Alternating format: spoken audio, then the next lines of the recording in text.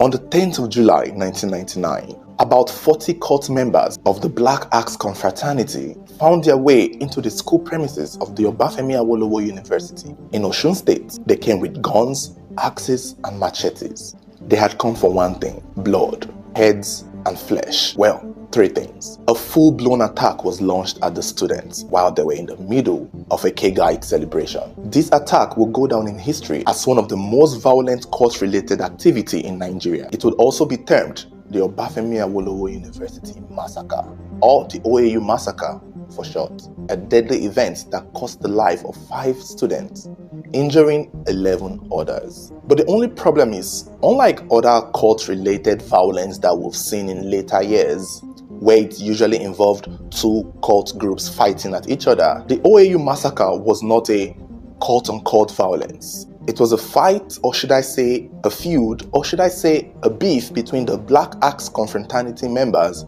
and the student union executive at the time. But what was this fight all about? At first glance, it looks a little too serious. I mean, when you look at it, about 20 to 40 Black Axe cult members zooming in their vehicles, in their buses. If they came with a van, that would be about 5 vans of young men with guns, machetes, and axes driving into the school. This looked like war. It looked like they came to burn down the school, and if that was what they came to do, they would have done it successfully. It's not as if the student union executive had guns or weapons or anything. These were just regular students in a student governing body. Not only were the student union executive overpowered by weapons, they were also overpowered by numbers. So this, at first look, wasn't even a fight, because it even gets a lot more glaring when you find out that out of the 5 people these Black Axe members killed in the OAU massacre, only 1 was their intended target. Let's assume they had 10 people in their target list. Out of that 10 people, only 1 was successfully killed from the 5 people that were killed. Pretty much what history is saying is that out of those 5 people killed in the OAU massacre, only 1 person from who they were looking for that they were able to target. The rest people that were killed were just collateral damages, which is very interesting because you brought 40 people to come and attack a small group of people, and out of that small group of people, you were only able to get 1 of them. How powerful was the student union of Obafemi Awolowo University? How powerful were they that it took 40 cult members with guns and knives and machete, and yet they only succeeded in killing 1 of their targets? This story goes even deeper.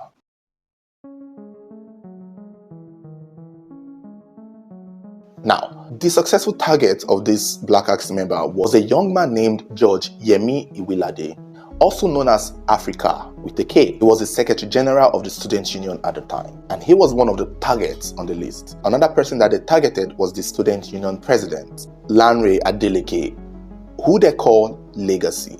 So for the purpose of this story, we might be referring to them as Africa and Legacy because they are sort of the 2 major characters in this story. It's funny how a group of students who did not own guns, machetes, or axes was a big threat to a group of cult members who had all the weaponry in their arsenal. And you will find out why in a moment. But before we continue, please make sure that you have subscribed to our channel. If you're new here, you can also turn on notification button so whenever there is a new video, you'll be the first to get notified. And while you're watching, don't forget to like, share, and comment where you're watching from.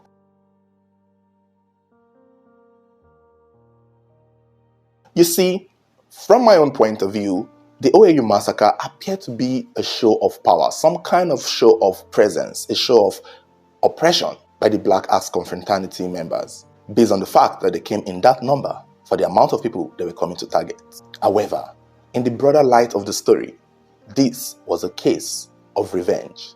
This was a case of bitterness. And in the larger scale of this story, this was politics. For you to understand how this could have been a show of power, we have to go back in time. This is 1999. A lot was different as we know it to be now.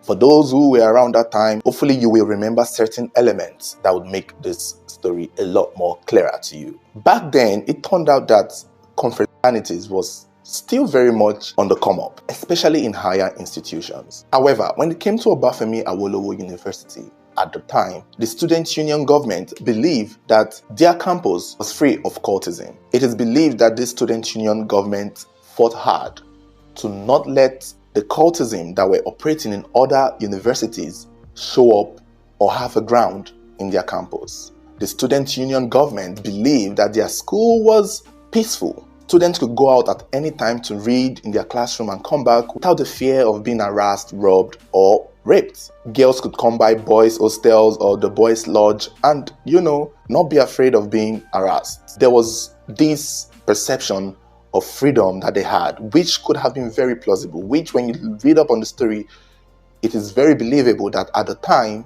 Obafemi Awolowo University was very peaceful. Whatever fight or whatever feud that may have happened between students was just as civil as it gets. There were no court-related activities. There were no court-related violence. And the student union government or governor at the time, Legacy, and his congressmen pride themselves of fighting strongly against cultism in that school. But the thing is, or the problem is, cultism was in OAU. There were cultists in OAU, but it was on the secret. It wasn't as open as we see them in institutions today. People who were cultists at the time in OAU would have to hide because, again, the student union was that strong and that powerful. If you were believed to be in a secret cult, you would be dealt with.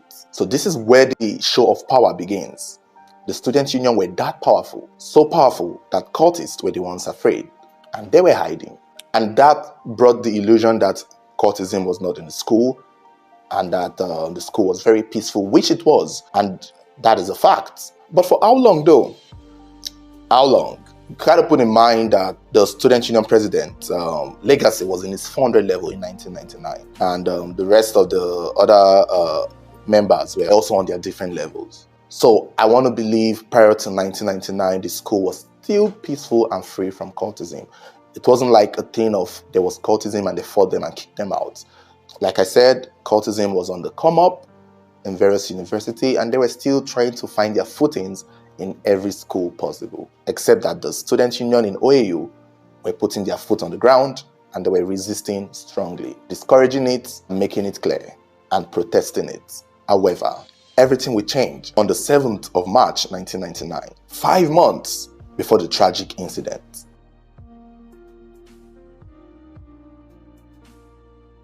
On that day, it was believed that the Black Axe group in Osun State had all gathered in Ife to have some kind of annual meeting. So they had their meeting outside of, in Ife, in Osun State. And, I want to believe it's members from other institutions that came together, even people from Benin, people from Lagos, people from other states who were part of the confraternity showed up for that meeting in Ife. So after the meeting was done, everybody went back to their institution. Those who schooled in OAU came back to campus in their car. And according to the narrative, on their way driving into the campus, another student drove past them with a speed, pretty much overtook them. And in that process, splashed water on their vehicle. These cultists have been in the school the whole time. They've been on the low, they've been peaceful, and suddenly they saw a scapegoat. When the vehicle zoomed past them, splashing them the water, they chased after it. The student saw that he was being chased, and he ran quickly to a parking lot where he parked his car and ran into one of the halls. They have a lot of halls named after African countries. He ran into, was it Mozambique Hall? He ran into one of the halls to hide for safety. But these cult boys in their vehicle were keen on looking for this boy who had splashed them water. And they went in search of him, found him, brought him out, took him to another hall where they dealt with him. He was mistreated badly. He was made to kneel down, he was punished, he was beaten. He was treated like an animal, all because he overtook them and splashed their car water. And after they were done beating that boy, they went on about their day. That student that was beaten could not take it anymore and quickly went to the student union executive to make a report. On that day, Legacy, that is Larry, the student union president, he was not in school, he was not in campus. So it was his secretary general, Africa, George Iwilade, that received these reports from these students. When he heard what a group of boys had done to him, George was upset. This did not sit well with him. Now you have to put in mind that at the time they did not see it as cultism. They did not know these boys were cultists. the victim, that is to the boy that was beaten, this was just a group of boys who just beat him up. And when the report came to Africa, he too assumed that this was just a group of students who were bullies who oppressed another student. So immediately, Africa mobilized some of his congressmen, some of the boys in the student union, the tough ones, the mind ones, the big boys in the student union, mobilized more boys and went in search for those group of boys that had beaten up a student. The only problem is they kept searching and searching and they could not find these boys.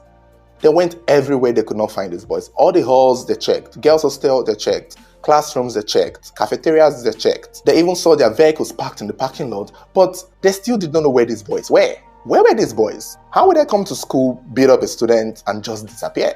Where are they? Where are they hiding? And this kind of even made the search for these bullies a little more intense, because now they need to know where they are. And boy, did they eventually find out where these boys were.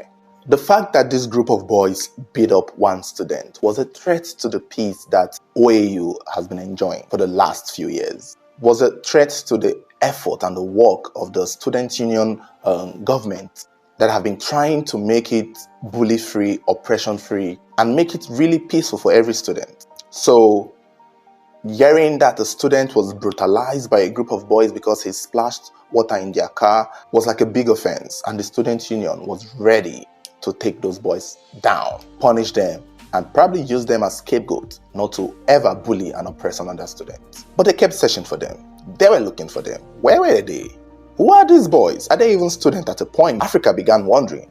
After a long day of searching for them, eventually, I believe towards the evening, that was when someone who saw something spoke out. Someone who saw a group of students going into the staff quarters made a report or made it known to the student union that maybe the boys they are looking for were the ones he saw going into the staff quarters, going into the particular lecturer house. And that was when more of the congressmen that were mobilized by Africa decided to go check it out. And they went to the staff quarters, and there was a particular apartment, a particular house that is supposed to belong to a lecturer.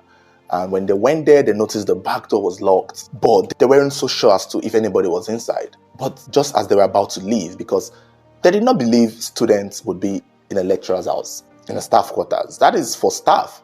But before they could leave, they noticed movement inside that house. And that was when they barged in and saw this group of boys in the process of initiating newer members into their group. At first glance, it looked odd. What were they doing? This did not make sense. Is this some kind of cultism? Immediately, all the boys in that house were arrested by the student union board and the congressmen, the boys who went along with Africa. They held this group of boys down and arrested them. And they searched the apartment, only for them to find something that not in a million years would they imagine they would see. It was this discovery that made them conclude that this group of boys were cultists. They were not just any kind of cultists, but the strong ones. Because in the apartment that they were caught, machine guns were found, ammunitions were found, bullet rounds were found. It felt like Rambo's house. It felt like the house for the Terminator. Machetes were found. Daggers were found. This looked like the army barracks.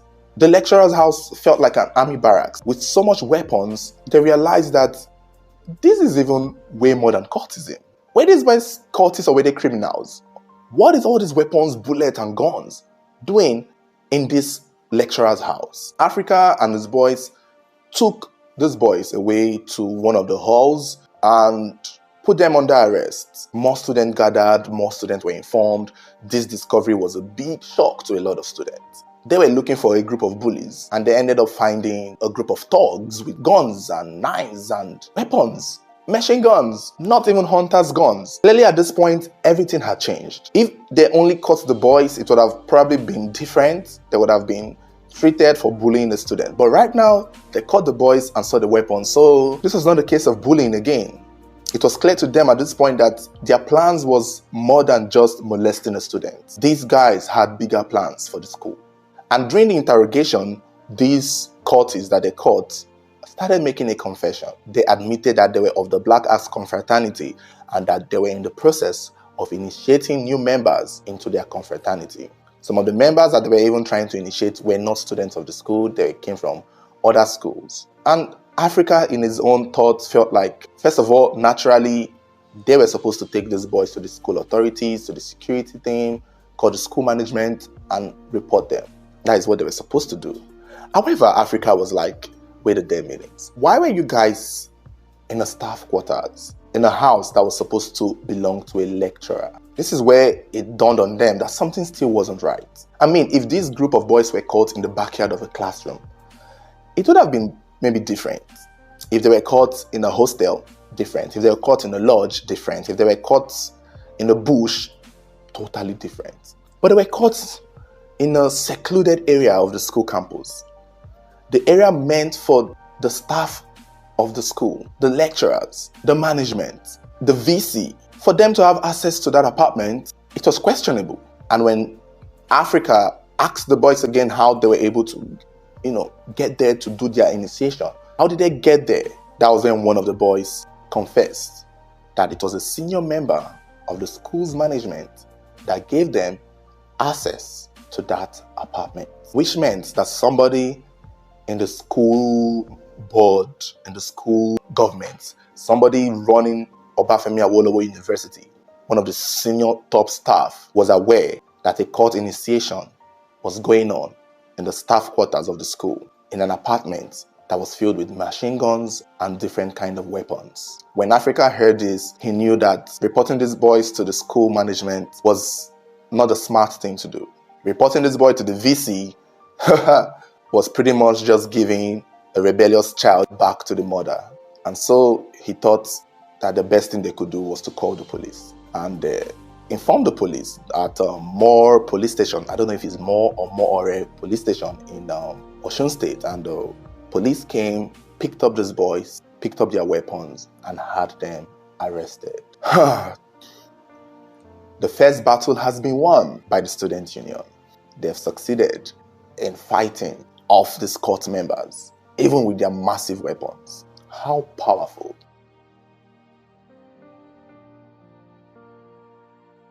The next day, or later on, it was believed that the student union president, Legacy, returned, and Africa briefed him on it. Africa told him, okay, this is what we did, this is what we saw, we caught them, and we saw a lot of this, and I decided that it was best to take them to the police rather than to the school management, given the fact that somebody in the school management was accused of being the one sponsoring them.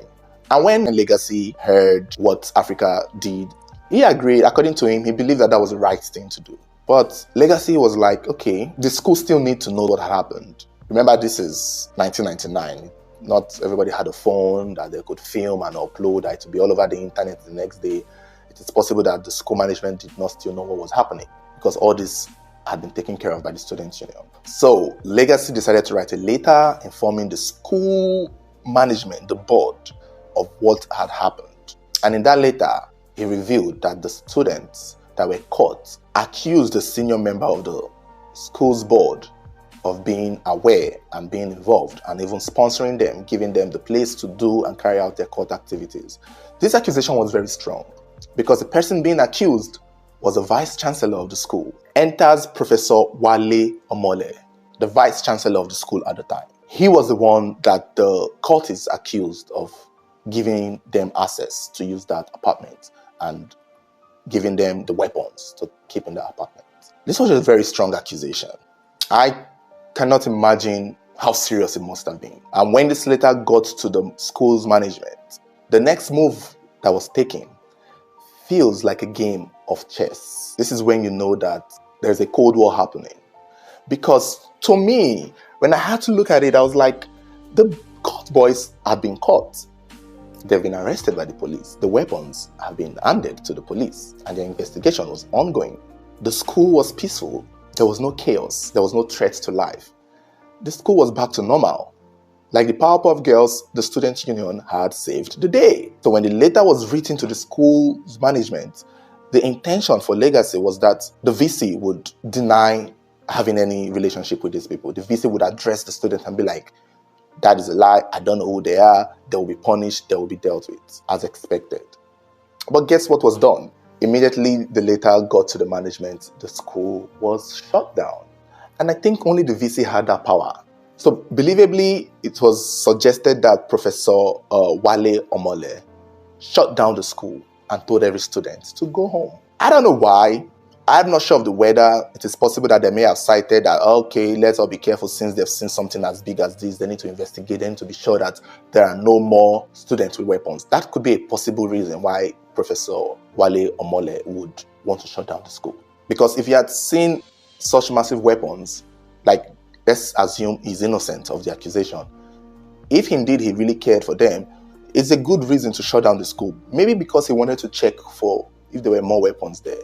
Maybe because the school board, since the letter again was written to a board of directors and governors and everybody in the school board, it is possible that shutting down the school meant they wanted to investigate the matter more and see if they would punish Professor Wale Omole. So shutting down the school was something that just came so abruptly, and asking the students to leave just happened, and there was nothing they could do. Everybody had to go home. But the problem was, what was the main purpose? Because there was no specific threats to the students. Nobody had been killed or nobody had died. So why were they shutting down the school? Again, it is meant for us to believe that maybe they shut down the school to investigate. But was that why they shut down the school?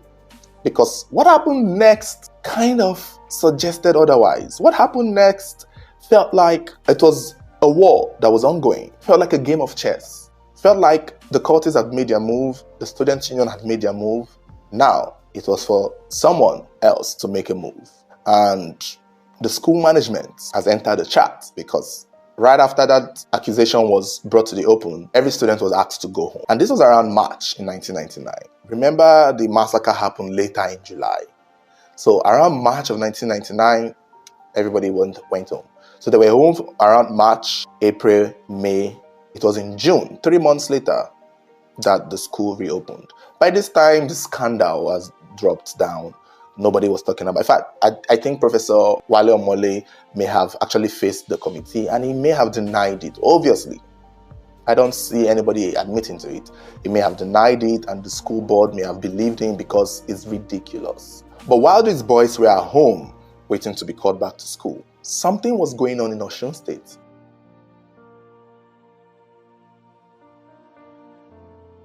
But while these boys were at home waiting to be called back to school, something was going on in Osun State that they did not know of. What was going on? The trial of those court boys that they reported to the police. You see, the police had taken these court boys, collected their weapons, and had filed a case against them in the courts. So those group of boys were charged with a crime. I don't know what crime specifically, but they were charged to court. And the court was dealing with their case. They were on trial. Africa and Larry did not know all of this. This was 1999. No internet there. Nobody had much phone that they could call you. Hey, this is what's happening. You most likely have to write a letter or something to someone, I can imagine. Or if you have landline, you use it. So that was what was going on. While the boys were at home, many of them did not even live in Osun State. Many of them lived far away. Some in Lagos, some in Delta, some in Benin. And while they were in their various houses, the court trial for those court boys found with weapons in a lecturer's house in OAU was going on. And it was believed that that court trial lasted 8 days. At the time, some people believed that was the fastest trial in history.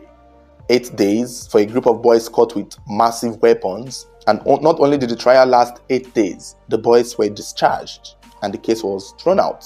And it did not even stop there. You see, those weapons, those evidence, those exhibits that were caught with these boys in that lecturer's apartment were ordered to be destroyed by the magistrates. And the things that the police would need, they told them to keep. Okay, these guns, keep them. This weapon, anything you need, take it. But the other ones, the other weapons, destroy it. This order was given by the magistrates. And all this was happening between 8 days. And while this thing was happening, the boys were at home, not aware.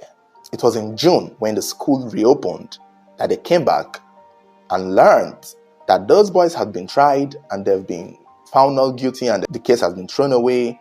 And when they went to do their digging, they realized that part of the reason why these boys were not punished by the courts was because the persecutors could not get the students who had caught and arrested them. You see, if Lanre and Africa and the congressmen in the student union of OAU at the time were in school, how this trial was going on, the police or the prosecutors would have easily called them to come and testify against those boys. And I think the school management knew that that was going to be the case. And rather than let it happen, they asked everybody to go home. That is the move there.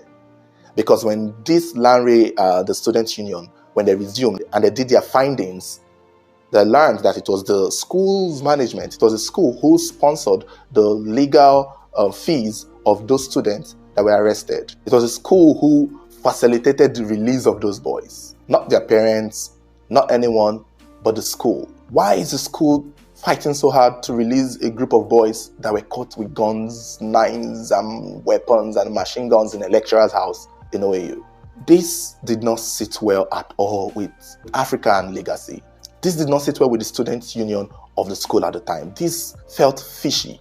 And that was when they realized that the only reason the school was closed down and they were asked to go home for that 3 months was so that it would be difficult to reach them to come and testify, thereby giving the defense more hand and more power to put pressure on the magistrate to dismiss the case, let the boy go, and order the weapons to be destroyed. Reason for that, so that the case could not be appealed. So that when these boys come back and they learned of what had happened, when Legacy and Africa come back from the break and learn that those boys that they arrested had been freed, they cannot go back to the court and appeal it. Because let me tell you, Africa and Legacy and some of the other boys in the Congress were capable of that. They were this kind of people that would literally file for an appeal. It means they have to bring it out of their pockets.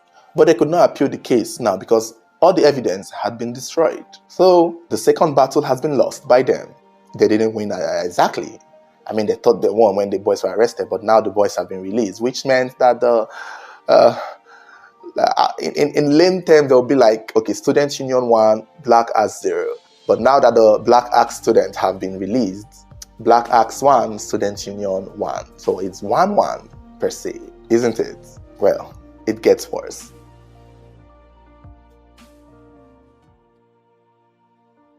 So when in June the school opened, the next thing that started happening was that people started seeing those group of boys in campus.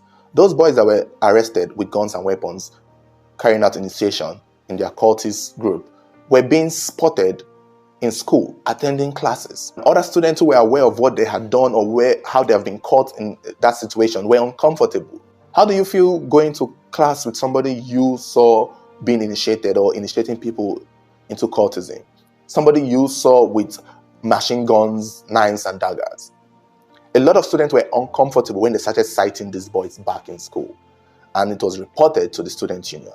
And of course, the student union were already pissed that these boys were free with the moves of the school. So this student union decided that since they could not get them arrested or find them guilty, they should be at least kicked out of school. They should be at least expelled or at most suspended. So the student union raised another form of protest against those students that were arrested by the police, requesting the school to suspend them, to punish them at least. And they kept on protesting. And when the protests reached a height, the VC assured that those students will be suspended and that they will be asked to leave the school. In fact, some sources claim that the VC, Professor Wale Omole, announced to the school that those students have been suspended. So it felt like a victory.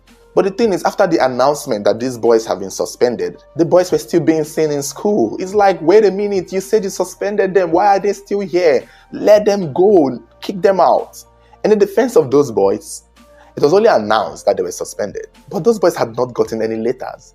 They've not been directly called to the office. They've not been told directly that, hey, you've been suspended, so leave. That was why they were still in the school. Because, yeah, you said I've been suspended. Where's my suspension letter? Well, the suspension letter actually will be given to these boys in July on the 10th, 1999. But the problem is, July 10, 1999, these boys get their suspension letter, but that was the same day the massacre happened. That was the same day the brutality happened. That was the same day Africa and some other guys were killed. Isn't it ironic that the same day that the school management finally give these boys the letter was the same day that the boys had already done the destruction. Is it possible that the school was delaying to give them the letter so that they can carry out their one last activity? Because at this point, it's looking like a senior management in the school is supporting them. Or is it possible that, the letter just genuinely took a while to create or type to give to these boys? Here's the problem. Here is where politics comes into play.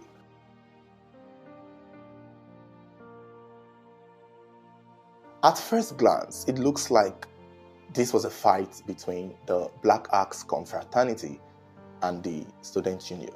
But with the accusation of a senior staff member in the school being involved, this battle has shifted its angles, because shockingly as it may seem, this was not a fight between the Black Axe and the student union. This is a fight between the senior board member, or pretty much let's just call it, this was a fight, believably to be between the vice chancellor of the school with the student union. The Black Axe couldn't care less for the student union.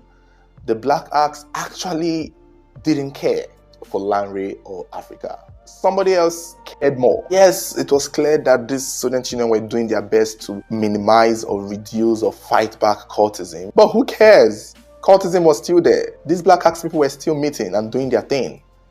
It was a secret cult for a reason. They did not want it to be open. It wasn't very legal. So who cares? It's not their problem. The student union was not really a threat directly to this Black Axe Confraternity. They were big. They had the whole Osun State. They had people everywhere. If OAU wasn't conducive, they would go to another university that is conducive. They moved around. So this was not a fight between the Black Axe and the student union. This was a fight between the vice chancellor and the student union body. You have to understand something. The student union body was a very powerful body. It was too powerful. And they were known for one thing, their voices. You see Legacy, you see Africa. These two individuals alone could protest Nigeria to the ground. These two individuals alone, if they were the ones during the NSAS protest, NSAS would have ended quickly. The SARS would have been gone a long time. These two guys were a powerhouse of what they call the law and activism. They were not just student union governor or president. They were student activists. They were like the future Wole Soyinka. Africa, who was killed, got his name because he wore native to class all day. He was a big fan of the African culture. He was reading law, but he did not like the fact that they have to dress like the white people. They have to dress in suits. They had to wear those attires on their head. They had to look like the British people. The law student had their uniform, but Africa did not really care. Every single day, he was always wearing native attire to the classroom. And that was where he got his name Africa from. He believed that African culture and customs should be inculcated into this legal system, per se. It was so bad that he was threatened. Next course he was going to take, that if he did not wear suit or tie or something English, he was not going to let into the class. He was not going to be let into the class. And according to Lanre, he said that Africa was determined to go to that class in his native, because there is no law that says that you shouldn't wear native to class. And Africa was ready to protest, and according to Lanre, he too was willing to protest with him. But that day never really came, because this tragedy happened and Africa lost his life. It would have been nice to see though. Maybe that would have been very revolutionary. Because let me tell you, as a for those who went to law school, seeing them wearing that black and white uniform all the time was too much in my eyes. Maybe that Africa's protest would have probably changed a lot of things. So it's important to know who this student union board were. Africa was not to be messed with. Legacy was also not to be messed with. And they had other members of their group that were so passionate about student activism that they were not to be messed with. That is how powerful they were. Come with your guns, come with your weapons. The voices of this student union body government was way, way powerful. They were a force to be reckoned with. They had protested in Lagos in front of police shooting. These two people, Africa and Legacy, as young as they were then, they were revolutionarists, if that is a word. They were revolutionalists. Is that a word, or revolutionarists? They were powerful people. It's just unfortunate that this tragedy happened and pretty much displaced them or affected them badly. But I'm sure if all things being equal, these people would have been the legends we would be celebrating today. And In their power and in their voice, and heading the student union, having so much power and controlling one voice for all the students, oh my God, you got to imagine the kind of power that they have. Guns and bullets most likely could not break this power. And that union was a threat to someone, not the Black Axe. They were a threat to the Vice Chancellor. Because you also need to know who the Vice Chancellor was. Professor Wale Omole was another force to be reckoned with. Let me tell you people something. When I did my research, learning about Professor Wale Omole, you could tell that this was not a man, this was a game player. Before Africa and before Legacy was, Professor Wale Omole used to sue universities. Back in his younger days, he used to take universities to court and he used to win cases. He was a force himself too. He was a big deal. He was a legend in this legal system. Africa and Legacy were protesters. Professor Wale Omole was the law. He was not the one you want to challenge at all. But when he became Vice Chancellor of the Obafemi Awolowo University, he needed to implement certain policies. And a lot of his policies were believed to have not been favorable to the poor students of the school. Like maybe increasing of certain levies, increasing of certain departmental fee, even increment in school fees. You know, there were just certain things that he was trying to put in place to make his tenure as VC successful for him. But for every policies that he put in place, the student union would protest it. And of course, you know, the student union had the voice of the students. And when they make that protest, that policy would have to adjust. That policy would have to change. It was like for every step that Professor Omole took forward, this student union took him backwards. Now, this is two forces here. The student union and Professor Wale Omole. Now, I just have to go on the limb here because legally speaking, Professor Wale Omole was not found guilty of any of this accusation. If it was a Viola Davis kind of move, like an how to get away with murder kind of move, he successfully did it.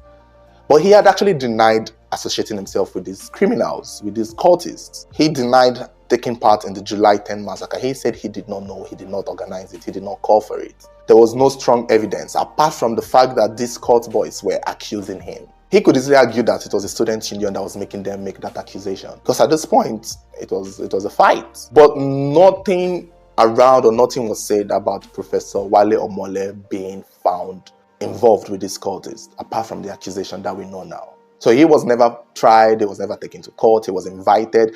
Even on the day of the massacre, he was not in the country. So I guess that kind of helped him out and made him, you know, not wanting, even though he was now removed from Vice Chancellor. But he wasn't punished for anybody's death. He didn't take responsibility for it. He didn't do it. So that is kind of like the scenario of the fight. This is where the politics came into play. So given the fact that the student union was somewhat a threat to the policies of Professor Wale Omole, that was when this movement started making sense to Africa and Larry. The first boys that they caught in the lecturers' quarters, when they mentioned his name, when they mentioned Wale Omole as their sponsor, they weren't so surprised because they believed that Wale Omole was trying to use these cultists to destabilize the student union, to keep them in check because they were too powerful. He wanted to create a more powerful group of people because if these students were protesting your policies and they were winning every single time you make a policy, their protest is taking it down because these boys were strong in their minds. It can be frustrating as a leader that a group of people you're trying to lead are protesting you. It can be frustrating. You can't call the police to tame them. You can't call the army. There is no one for you to report to. You either work with them or you destabilize them. And that was kind of like the narrative that is being passed. That was kind of like what the story is entailing in the accusation that Professor Omole was the one behind this Black Axe, because every single move felt in favor of the cultists. Them being found carrying out an initiation in the staff quarters seems like a move. Them being released from prison and their case dismissed seems like a move that was in their favor. Them being announced suspended but haven't been given their letters seems like a move. Them being given their letters the same day they carried out the killing seems like a move. And it is unknown to me. Okay, let me just say this. This is my opinion. Don't quote me. I do feel that maybe Professor Wale Omole probably wanted some way to destabilize the student union so that he too can take control of the school and these people will not be protesting him. And probably he sent someone or someone did his job for him to find a way to just threaten them. Because I don't believe Professor Mole wanted to hurt the student. He probably just wanted some kind of small, destabilization, some small division in the school. But at some point, these Black Axe members maybe took personal offense and somewhere crossed the line that Professor Wale Omole drew for them. Maybe he was like, you know what, you guys should do this, do that, but don't kill anyone, don't hurt anyone, scare them, but don't do this. It's like how politicians pay thugs to disrupt election results, but they most likely will tell them, don't kill anyone. Just threaten them, shoot in the air, take the ballot box and run. But when these thugs eventually get there, they are faced with certain challenges and they too have to now do their own thing. It's like the dragons from Game of Thrones. You can't actually control the dragons. In as much as you ride them, if they are provoked, they will do their own thing. That is what it felt like to me. That is what I see here. Because Professor Wale Omole's daughter was in the school. She was a student of the school. Even on the night of this tragedy, his daughter was in school. He was abroad, but his daughter was in school. Would he want to put his daughter in that danger zone? I personally, if I have to look at it that way, I would see why he most likely would not have been behind them coming to kill those boys. He most likely would not have been behind them coming down there. I would see it because his own child was in school that day.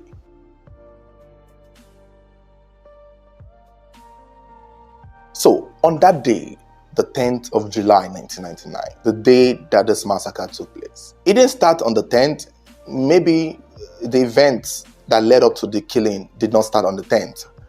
On the 9th of July, the school was in session. Again, by this time, remember the student union were still fighting for those boys to be suspended because they were still in school. But activities continued. That day was even the K-Guide Social Club Day.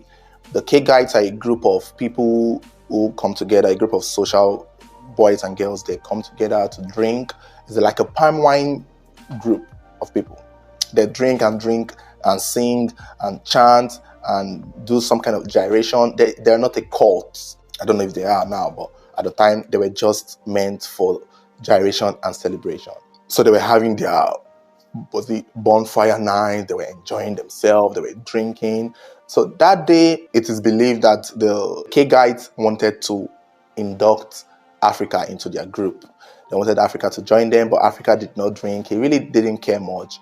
However, he did not mind. But since it was going to be an all-night event, Africa requested that they let him sleep, that whenever they are ready to induct him, they can come and wake him up. But he needed to sleep. He was tired. He was very tired that day. So according to the story, he finished his work for the day and he went to sleep. Earlier that day, on that same night, Lanre, that is Legacy, claimed that he started suspecting that the cult boys were already marking their territory, that they were already coming to know where he stayed, where he lived, where his room was. And because that day he noticed someone strange come to his office to say hi, and he did not know who that person was. He just assumed that maybe that is one of them later on. So the party was going on from the 9th and into the 10th in the early hours of the morning. 1, 2, 3, around 3 a.m. and around 4 a.m. That was when it was most likely believed that the Black Axe members drove in their vehicles in numbers with their guns, machetes, and their axe into the school. They first targeted the K-Guide celebration and dispersed it with the gunshots in the air, and they started making their way into the halls, into the hostels. Clearly, like we have established in the beginning, they came for the student union. They did not come to kill every student. Their targets were Legacy and Africa, and probably all those people who took part in protesting that they should be suspended and who also took part in arresting them at the initial time at the lecturer's house. So this looked like a pile of rage and anger. This looked like something that they were coming to do. Since that for every battle that this Black Axe won, the student union created more problems for them. And they probably could not stand being suspended. And you have to also put in mind that these 40 members, not all were from OAU. A lot of them were from other schools. Many of them, in fact, more than half of the Black Axe Confraternity members who rained attack on the OAU students were not from OAU. It was just a few of them. So when they came that night, those who knew where they were going started targeting where they were going. It was believed that they killed one of the boys from where he was sleeping outside the hostel with his girlfriend. They were just outside in the moonlight and he was shot. At this time, Legacy claimed the first time he heard the first gunshot, he was sleeping in the room on the floor. He ran outside and saw the chaos and ran back inside, where he went inside an inner room. He just kept going inside an inner room. I don't know the description, but he went somewhere in an inner enclosure. And when he went there to hide, he noticed that there were other students hiding there because the chaos was serious. But according to him, Africa's room was not far from his. I wish he had enough time, or how I wish he knew what he was doing. He most likely would have probably gone to wake Africa up, because Africa was sleeping. George Iwilade was sleeping. It's not clear if he heard the gunshot and woke up, because, we can't hear his side of the story. When the cultists came to their lodge, they went straight to his room, where he was shot, believably, in his sleep. And another of his roommates, a guy named Tunde, was also shot too. Maybe they probably thought Tunde was Legacy, but Tunde was killed, Africa was killed, and not only were they shot, they were butchered and axed after being shot. This was how badly angry this group of guys were. And according to Legacy, he claimed he started hearing these boys chant his name. They were yelling, "Legacy, come out. If you have mind, come outside. If you're a man, come outside." And from where he was hiding, Legacy said he also wanted to come out to face them because he thought that was the right leadership thing to do. Oh my God, thank God you did not do that. Jesus Christ. Thank God he didn't do that. And thanks to the people he was hiding with, because when he wanted to go out, they held him back and told him, you better not be stupid. Don't test yourself. Stand your raggedy ass there. Where the hell do you think you're going to? Where are you going? And that was how he was held back, and he never came out. And the boys never pushed in to check the further rooms because they only thought he would be in that room. So they assumed he ran away and jumped some kind of building or fence. And that was it. Eventually, the cult boys retreated. On their way going, they attacked another student who they believed was probably one of the boys that joined in their congress in arresting and, protesting against them. And eventually, the cult group went away. They went back to where they came from, and it was over. The massacre was over.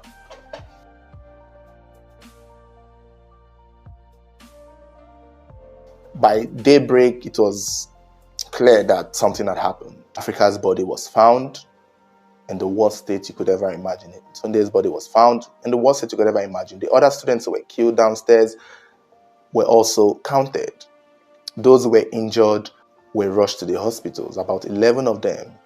And like we already said, many of them got their injury from the stampede and from also trying to run away. One, however, was said to have been stabbed and brutalized by the cult members. He was treated and he was taken to the hospital where he received treatment and became well, and he didn't die from his injuries, lucky him. However, it wasn't over. It wasn't done. The Black Axe members have done their worst. And when the coast was clear, Legacy fired off.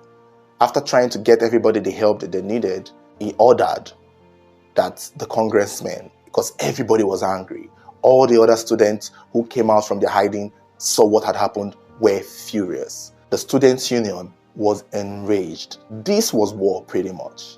This was beyond, this was crossing the line. This was too far. This was just the horror of it all. This was what they were avoiding. This was what they did not want. And while some boys were taking those to the hospital, the ambulance were coming to evacuate the body, the police were informed. And every border in Osun State was closed down. And a lot of the students drove into the cities to find out some of the boys that they believed were in the cults.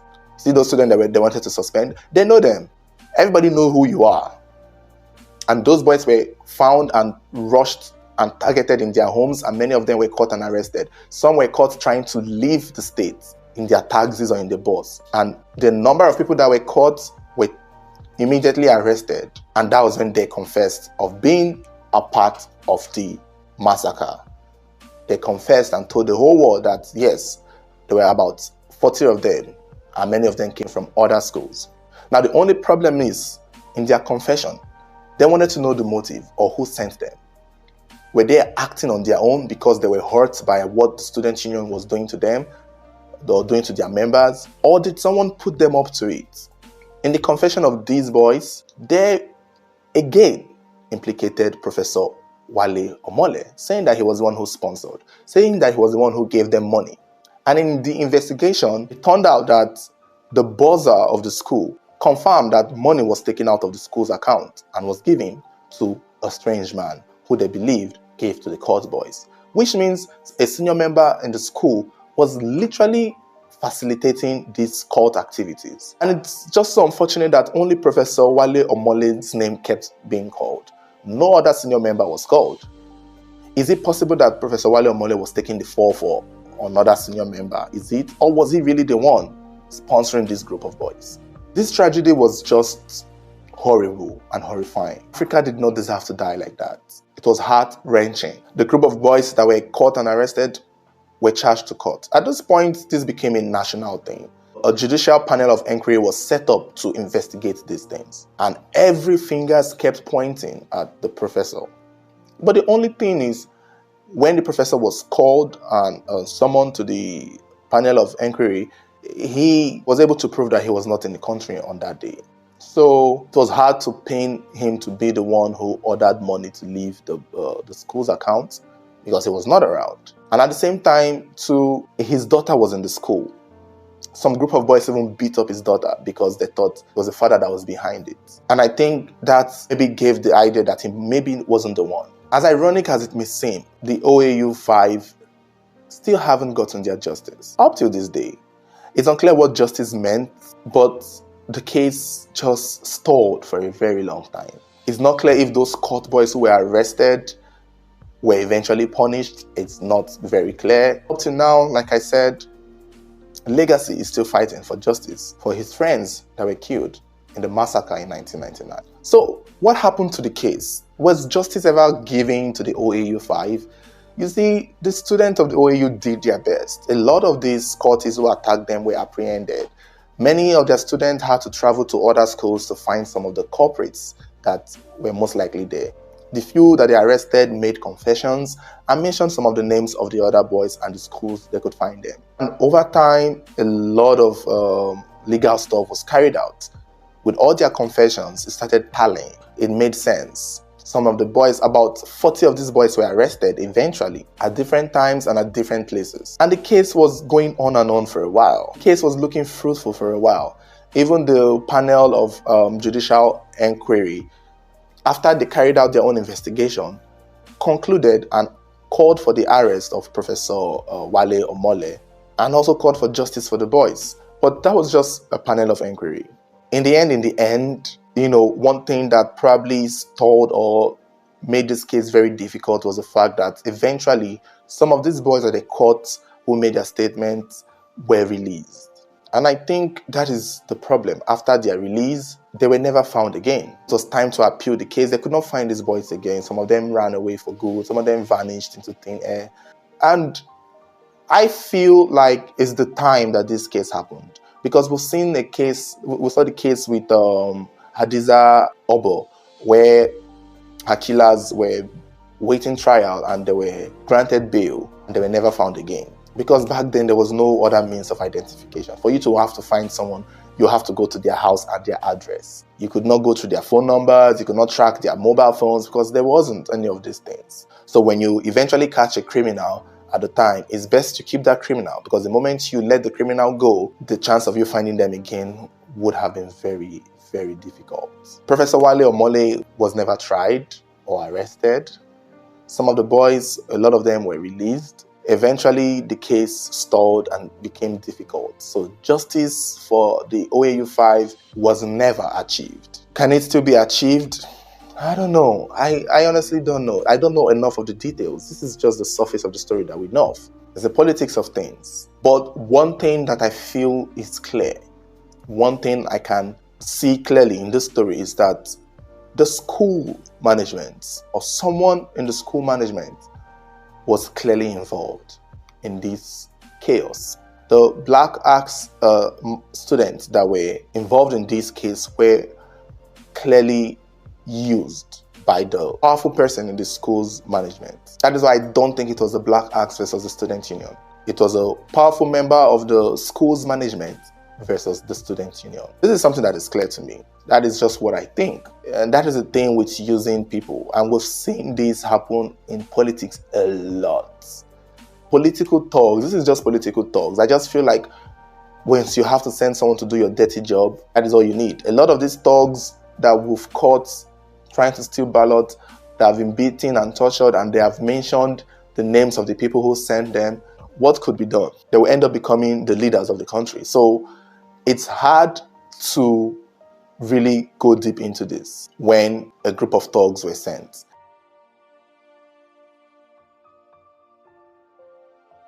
In my own opinion, if I have to look back at the event, if I have to think about it, I think them coming in numbers was just so that it could be difficult for anybody to be identified. There were just too many people. And that is why it's hard not to see the clarity in this tragedy. Did the senior member of the school staff order for the student union leaders to be killed? Was this an assassination? Did Professor Wale Omole tell this Black Axe member to go and kill Africa and kill Legacy and kill other members of the student union? That is the accusation.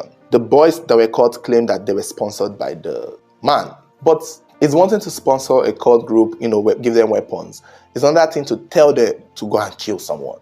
That is what I'm thinking. And maybe he probably did sponsor them. But did he tell them to go and kill these boys? Like I've already cleared, it is hard to know. But one thing we should also put in mind is that this Black Axe Confraternity were also a powerhouse confraternity. You got to realize that they too were being attacked in a way that hurt their ego, even though they were being sent or they were being used to, fight the student union. But for every blow and every punch the student union did give back, it wasn't hitting the Oga at the top, it was hitting them. It's like riding a horse, and in the battlefield, your horse is the one that they are stabbing, and eventually the horse will fight back now. And I think that is the case here. I feel like at certain point, even though the senior member did facilitate these boys and give them powers, I still think at some point he also lost control of the Black Axe Confraternity members, and those boys took their own fight personal and decided to retaliate. That is how I kind of imagine it. Because it's such a strong accusation, and I wished it had gone to court, and I wished it had been settled in court, so would have more clarity. But it wasn't. Professor Wale Omole was not found guilty of anything. He wasn't tried. I don't think he was ever arrested. The case just went into oblivion. So, innocent until proven guilty, right? However, with all the details in the story and all the evidence that we have come to see that history has recorded, I can mostly draw the line between him being aware of them and probably egging them on to go and, disrupt the student union. But the student union fighting back made the Black Axe members angry, and without the orders of their Oga at the top, they carried out an attack to show that they were in numbers, to show that they are not small, to show that if they wanted to even gain presence in the school, that they would. So that is how I see it. That's my view. I would like to know your view. I would like to know your thoughts. This has been a very long story. If you stay till the end, I don't know how you do it, but well done. Thank you for watching. Don't forget to like, share, and subscribe. You can also give us your thoughts and let us know how you feel about the story. Do you think they would ever get justice? And do you think the school was really involved?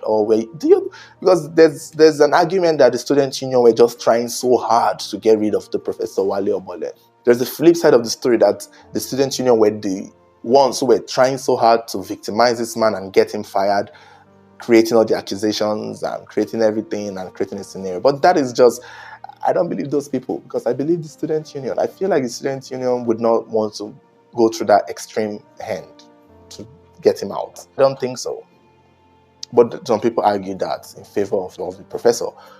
But you guys let me know your thoughts. Let me know how you feel about the story. Thank you guys for watching.